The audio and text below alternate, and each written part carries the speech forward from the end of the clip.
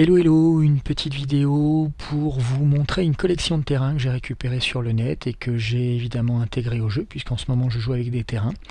Alors ce sont des terrains qui sont plutôt de petite envergure, ils ne couvrent pas une grande région, donc on ne peut pas les utiliser pour une campagne complète, c'est pas des cartes, mais par contre pour des one-shots ou surtout pour des scènes d'action au sein de scénarios plus volumineux, ils sont absolument parfaits. Donc on peut les sortir de la poche pour 5 minutes, le temps de faire un combat par exemple.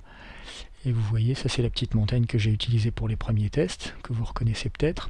Vous voyez qu'on a des styles assez différents, et donc qui permettent des mises en scène et des scènes d'action. On a même un paysage un peu volcanique ici, et donc des scènes d'action différentes.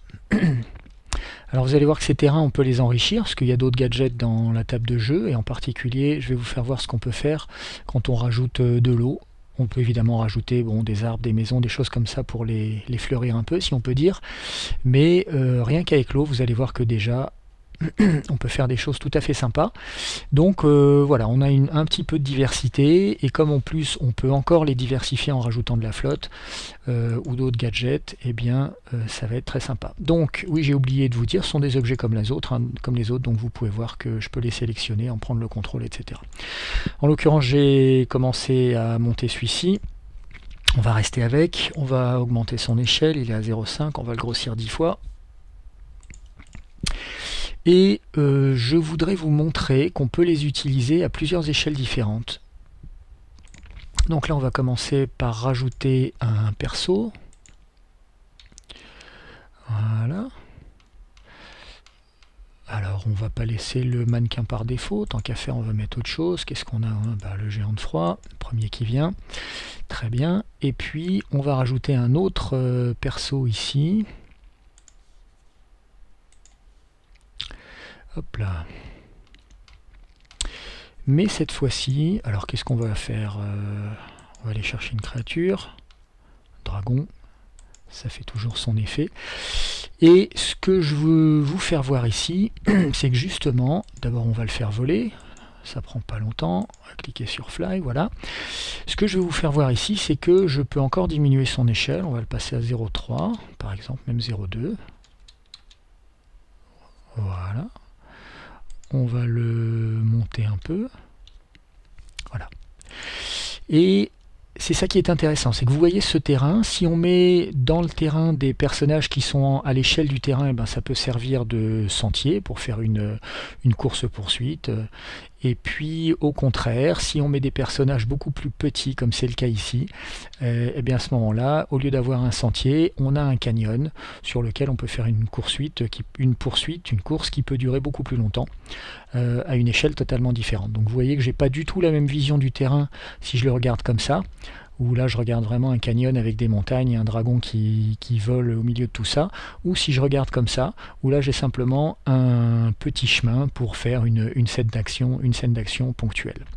Donc voilà, l'échelle, ce que je veux dire, c'est que l'échelle rajoute encore à la possibilité de diversité, puisque le même terrain peut servir à plusieurs échelles différentes. On a évidemment toutes les variations entre les deux. On va rapetisser celui-là à nouveau et on va le reposer sur la table. 0,5. Bon, le géant et le dragon, ils ne nous gênent pas, on va les laisser là. Et je vais vous faire voir ce qu'on peut faire avec, je crois que c'était celui-là qui était pas mal, parce qu'il est un petit peu plat. On va le monter, c'est lui qu'on va mettre en valeur cette fois-ci. On va l'augmenter un petit peu également. On va le passer à 2 par exemple, ou 3. Voilà, 3 c'est parfait. Et on va rajouter de l'eau. Alors c'est le contenu que je voulais aller. On va rajouter un objet. Et en l'occurrence, cet objet, ça va pas être une table. On va en faire de la flotte. Alors j'ai mis ça dans Water Surface, on va prendre l'eau translucide, voilà, et on va la grossir, 5 peut-être, est-ce que ça le ferait? Ouais, c'est pas mal, on va passer à 6 ou 7, comme ça on est tranquille. Voilà, oups. Voilà, on va rester comme ça. On va lui dire quelle n'est pas obligé de se cogner au sol. Voilà.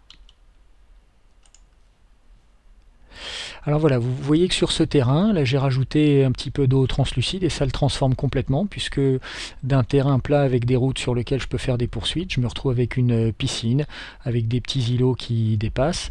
Alors je peux baisser un petit peu.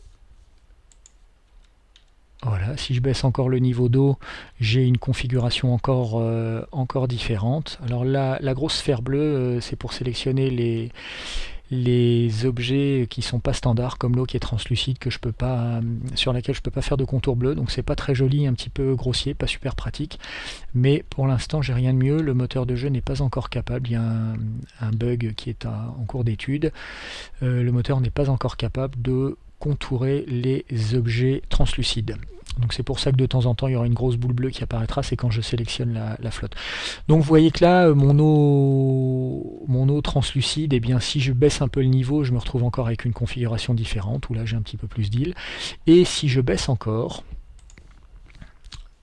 on va sélectionner la flotte, là voilà.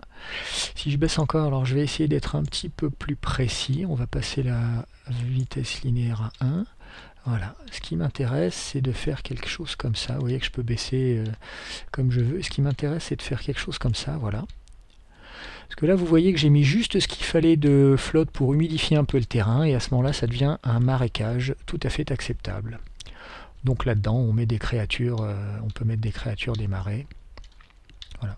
Sachant qu'évidemment, sur tous les terrains, j'ai oublié de vous faire voir tout à l'heure, mais les dés roulent. Donc si on veut faire une scène de combat sur un terrain, ça ne pose strictement aucun problème. On jette les dés. Voilà, je vais m'arrêter ici. Je vous laisse imaginer ce qu'on peut faire avec les vagues de l'océan, avec l'eau du lac, avec l'eau translucide et avec cette belle diversité de terrains. Ça ouvre la porte à de nombreuses scènes d'action très très sympas, et en plus c'est tout à fait joli. Voilà, et ben comme toujours j'espère que ça vous a plu, et on se revoit, on rejoue donc demain soir mardi, et ben, on en parlera peut-être. D'ici là, passez une bonne soirée et à très bientôt, ciao.